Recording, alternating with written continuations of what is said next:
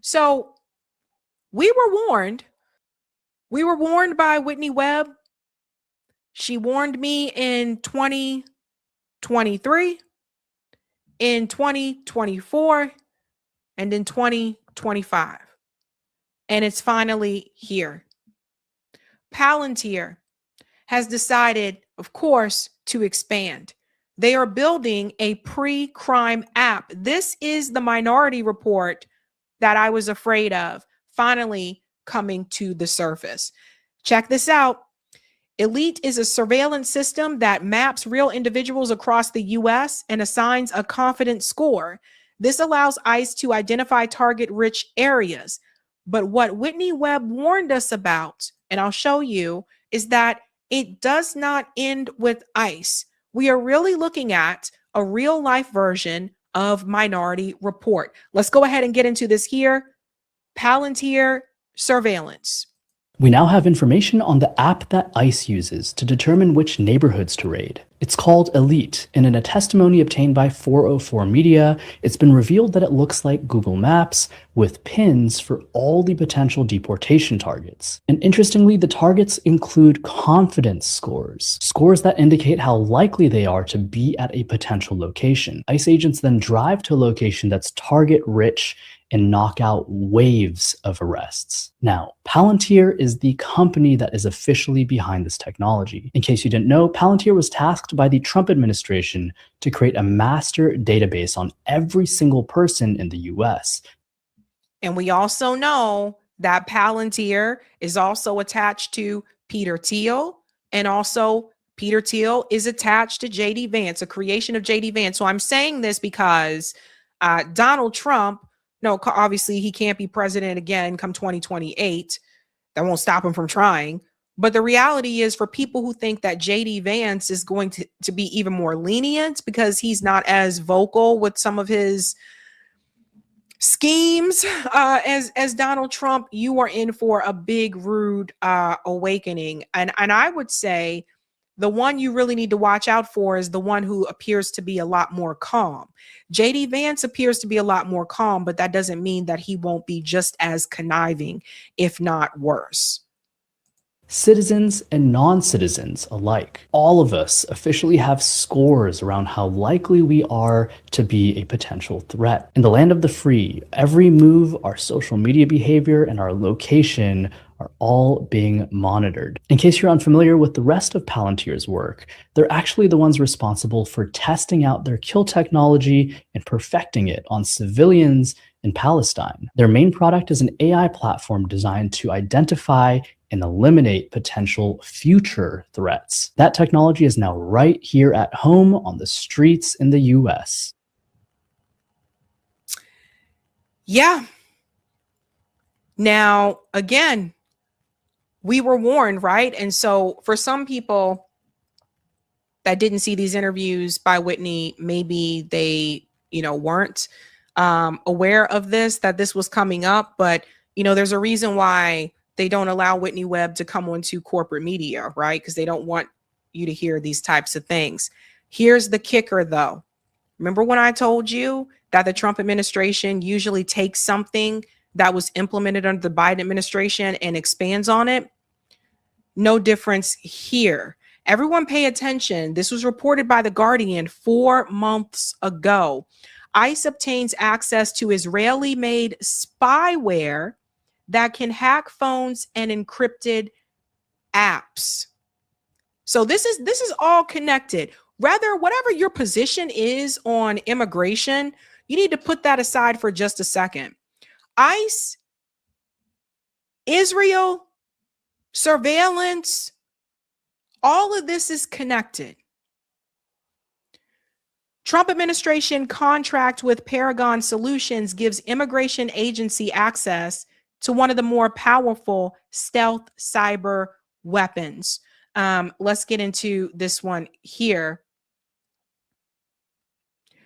U.S. immigration agents will have access to one of the world's most sophisticated hacking tools after a decision made by the Trump administration to move ahead with a contract with Paragon Solutions, a company founded in Israel which makes spyware that can be used to hack into any mobile phone, including encrypted applications. So that's any mobile phone, not just the mobile phones of those that ICE agents are looking for.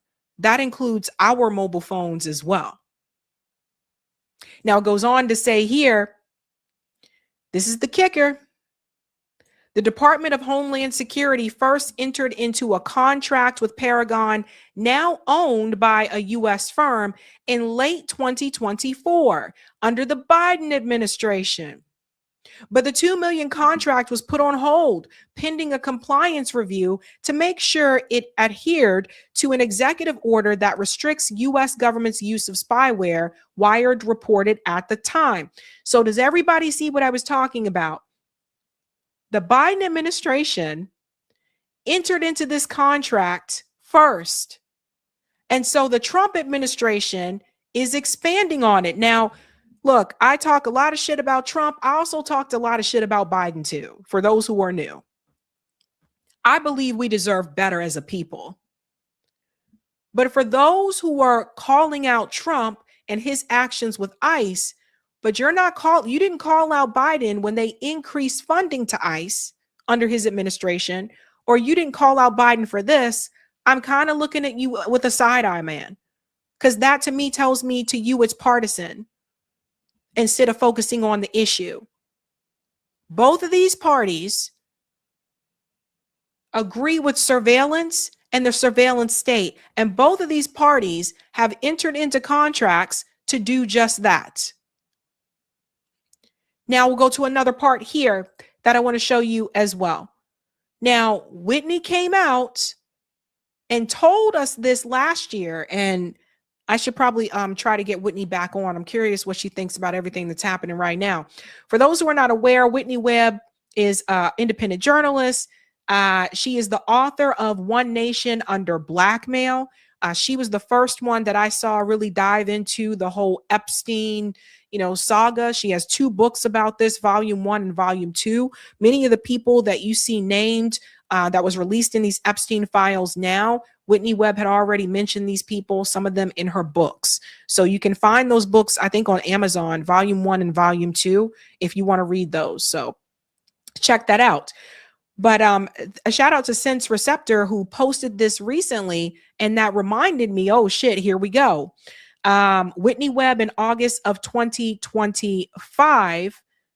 And this is what she said when she came on last year. And Trump has been openly building databases on people with Palantir. Of course, most people know that they're doing that with ICE, but the administration announced not that long ago that they're doing it for everybody. And Palantir also manages all of your health.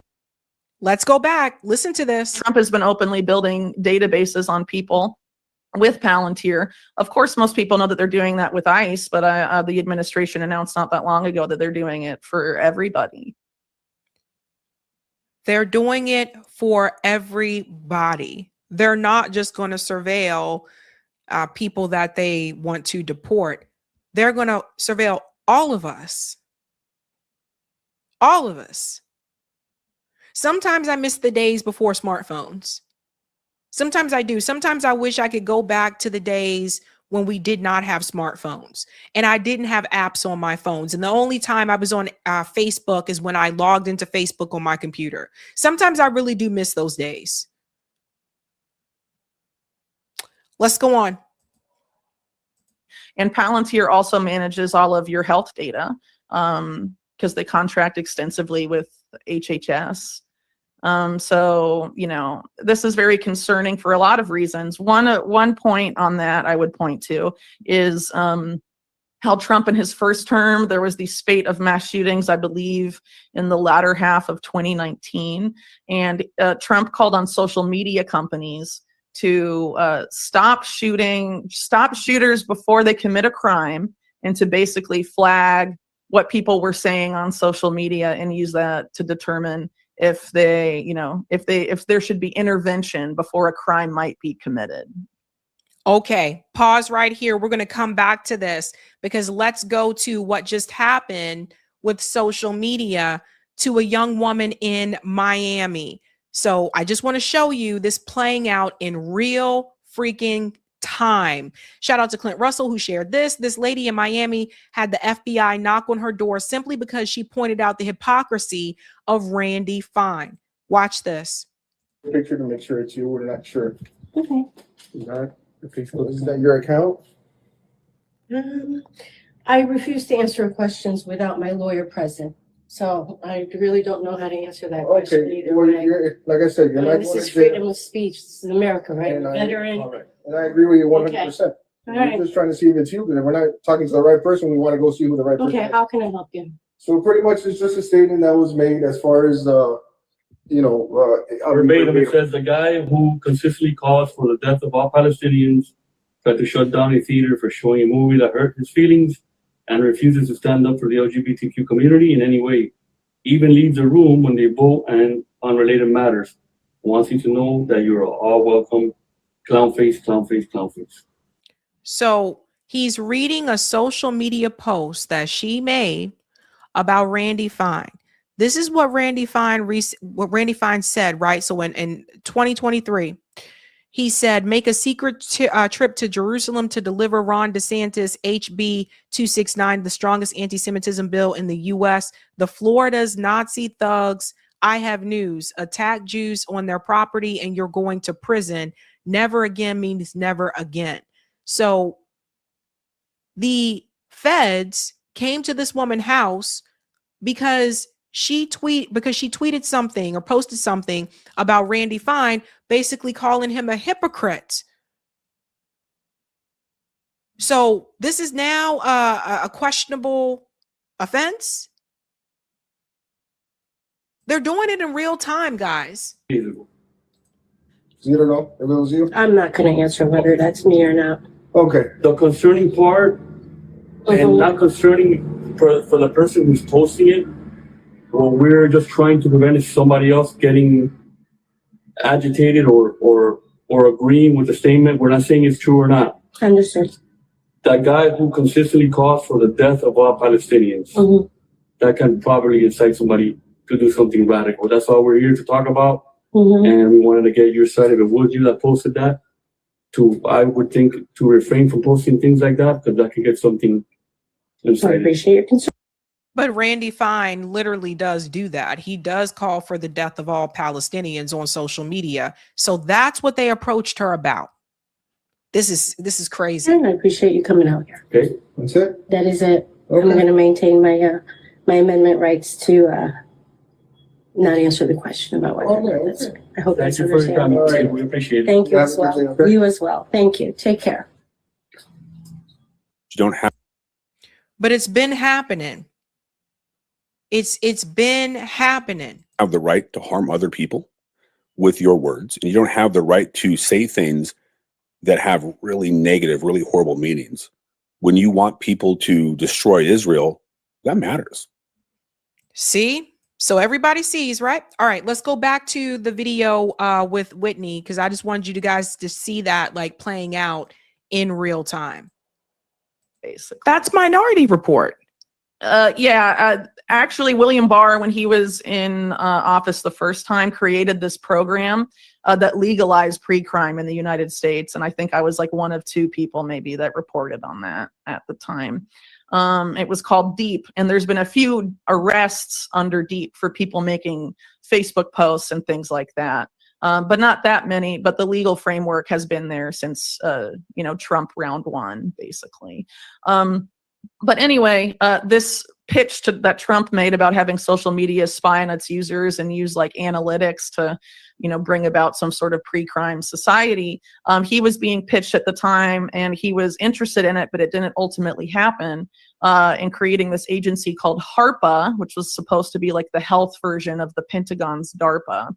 And the program that they wanted to start with, the acronym was Safe Homes. And it was basically about analyzing American social media posts for early warning signs of neuropsychiatric violence, and then based on that, would either send people to a court-ordered psychologist or physician, or even house arrest.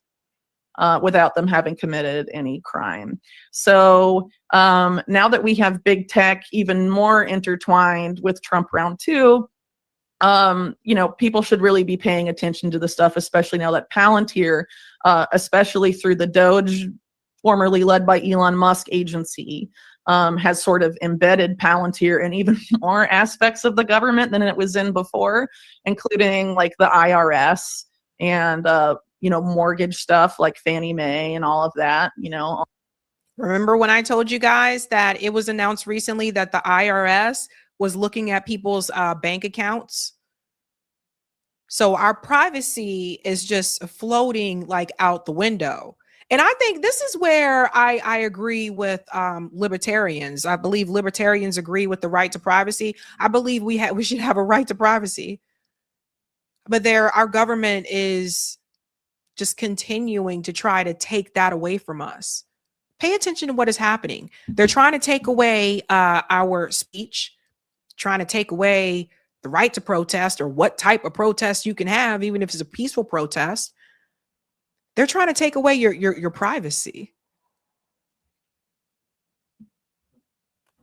I mean, what's the First Amendment for now? I'll have Palantir now, and then basically giving them the keys to the kingdom with a lot of data that the Department of Treasury has about your finances and the IRS and all of that. All of this is going to go into this master database, and the goal of Palantir, just like it was with total information awareness, is about stopping crime before it happens. It's pre-crime, and Palantir did that for a few years, several years, in police departments around the country, piloting predictive policing programs, which is pre-crime, and mainly low-income minority neighborhoods, starting off in New Orleans. So there you go, folks. So if you have not seen the movie Minority Report, you probably could be able to watch it on YouTube for free now, because it's been a long time. But Minority Report stars Tom Cruise. That's essentially what that is, where people are arrested for crimes that it is predicted they would make, not that they made. And it's a scary, scary time. I've watched every Black Mirror episode, and I have to tell you, I see it more and more and more, right? Whether it's the episode with the robot dogs, which we do have, by the way, whether it's the episode where everything that you get, your social credit score in life is based on how many likes you get online. That's really scary. But I could see a lot of these things happening. I don't know if you guys have all seen Black Mirror. If you haven't, it's an excellent show. I recommend that you watch it. And it's about technology and where we could be headed as a society. So this is scary. This is alarming. And I'm trying to tell all you guys, it's going to come a point where these parties are not going to matter, where we're all going to have to make a decision. Are we going to come together as a people to push back against these powers that be? Or are we going to continue to be divided because of these political parties? When we have the 0.01%, and you have, don't forget, all the intelligence is going to go to Israel. We talked about this. And you'll have Israeli intelligence, the tech bros, and AI, all of that coming down against us. I would sincerely hope that at that point, people would realize this is not about a Republican team or a Democrat team. This is about survival. And this is about rights, the right to privacy, the right to free speech, the right to expression, whether you agree with what is expressed or what is said or not. Because the last thing I want is to have those rights taken away for anyone. We don't want a controlled state. And I really do feel like that's what they're trying to do. And now you have other companies besides Palantir that do this. There's one in LA called Predpol, and they have an accuracy of 0.5%. And they haven't gotten rid of the contract. So there you go. So it's not really about better, more efficient policing. I mean, that's what it's going to be sold as. It's basically the idea that was developed by the British for prison designs in the 1800s, the panopticon, the idea that if people feel like they're constantly under watch and they could, be,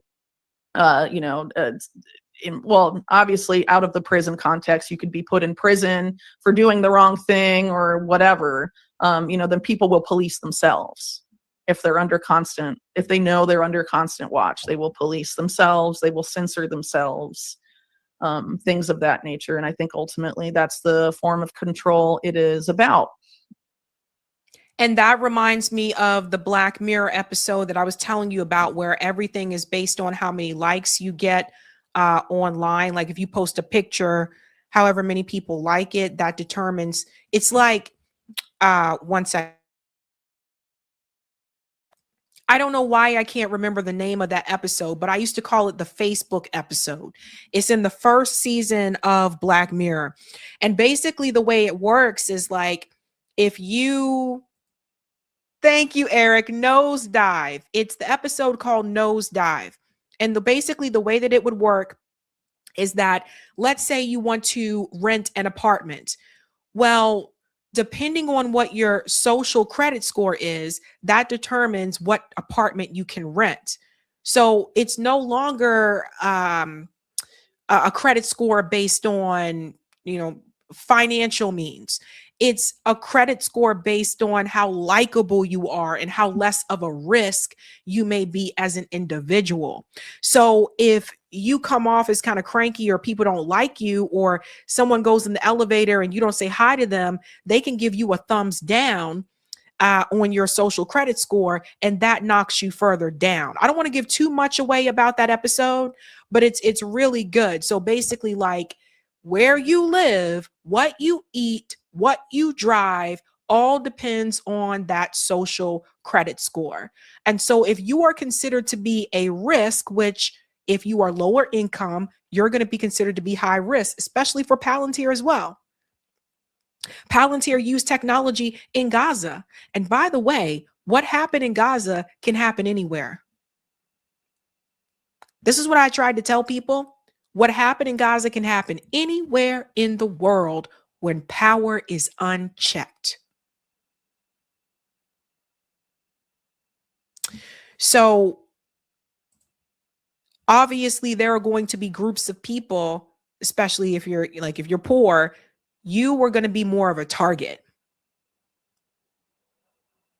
And of course, the billionaires are not. These tools are not going to predict billionaires as being a high risk. They will be less likely to commit a crime, even though wealthy people do commit crimes. They're called white collar crimes. And actually, sometimes wealthy people have been known in the past to have people killed. But because of their wealth and because of their name, they won't be seen as high risk. And I want to show you right now, look at what's happening, right? So Hillary Clinton just said this recently about social media. Listen to this. If the platforms, whether it's Facebook or Twitter X or Instagram or TikTok, whatever they are, if they don't moderate and monitor the content, we lose total control. And it's not just the social and psychological effects, it's real harm. If the platform... She says it out in the open that they lose total control. Actually, she said we, and she says we, she's not talking about me and you. We know Clinton's in that high class circle as well. So they want to control the social media. Hence, this new platform that they want to launch called W, that was presented at the WEF. Same thing. They want to tell you what to look at. Just like with corporate media, they want to tell you what to think. They don't want us to think outside the box. They don't want us to brainstorm. They don't want us to form our own opinions and just have free thinking. They don't want that. They want to tell us what to think, what to believe, what to do. That's it. And as long as I can remember, I think it's kind of been that way. There's a reason why certain things are not in our history textbooks. And no, you can't put everything But the things that are left out are very telling, because I sure as hell never saw anything about the Nakba in a history textbook. Did you? These are things to think about, the type of control that they want to have. And more particularly, they're saying it out loud here at the Israeli American Council. This is Adam Milstein.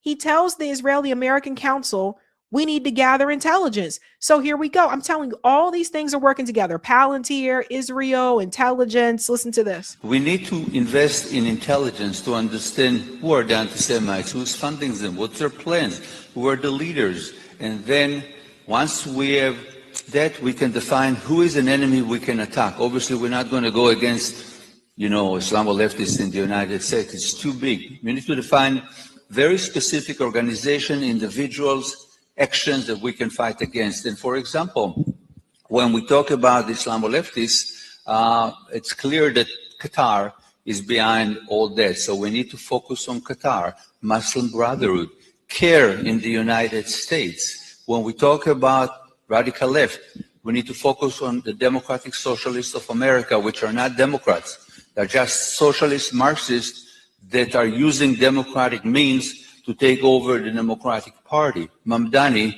is the Democratic Socialist of America.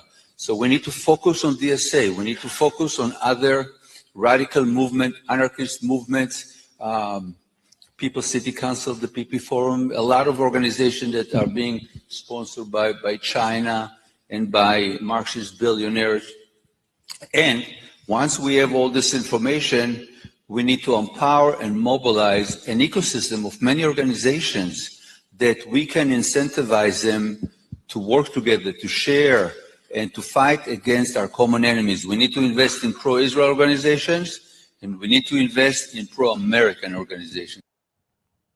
So everybody catch what this guy just said? So first and foremost, I'm really tired of the Qatar reference. I'm so sick of this. They say Qatar as if it's like this random country that the U.S. doesn't work with. It does. It's basically like a U.S. outpost, U.S. military outpost. Two, notice he said Democratic Socialists of America, which I do want to interject here. Democratic Socialists of America are not socialists. Democratic Socialists of America basically support democratic socialism, or I guess we can also refer to it as social democracy. It's similar to what they have in Germany and Denmark and, a lot of the Scandinavian countries in Europe. Those countries are still capitalist countries. I don't know why they continue to say this bullshit, but that is obviously false. So they're not actually socialists, but a lot of times they will, some of them individual members will say that they are, but that's not what the organization really is. So there's that. Of course, they had to mention Zoran Mandami. They see him as an issue because the fact that he was even able to win by running on a pro-Palestinian message. But just what he said there about the intelligence, about who they're going to go after. They mentioned CARE. CARE is not a threat. CARE is harmless. Why are they going to have to go after CARE? So Arab Americans can't have their own organizations? So this is just, and whatever they say is radical is what radical will be. They can change the definition just like they're trying to change the definition of anti-Semitism. So it's whatever they say it can be. We are living in a new era of McCarthyism. And this is why I said, don't cheer on the surveillance, because even though it's used against another group, it will also be used against you. Rockwell had a song called Somebody's Watching Me. Rockwell was right. Now that was back in the 80s. And we didn't have social media back then. But now with social media and intelligence and AI, I don't think any of us actually have privacy. And then there are some, you know, they say they have VPNs, so they're are you though? Are you really private? I don't know. I think if people want to find you, they can. I think if these people, rich people, want to find you, they can. So this is where we're at now, folks. This is where we're at. Eric brings up a good point as well. They don't want us to have demands. They don't. They want us to just get up, go to work, live our lives.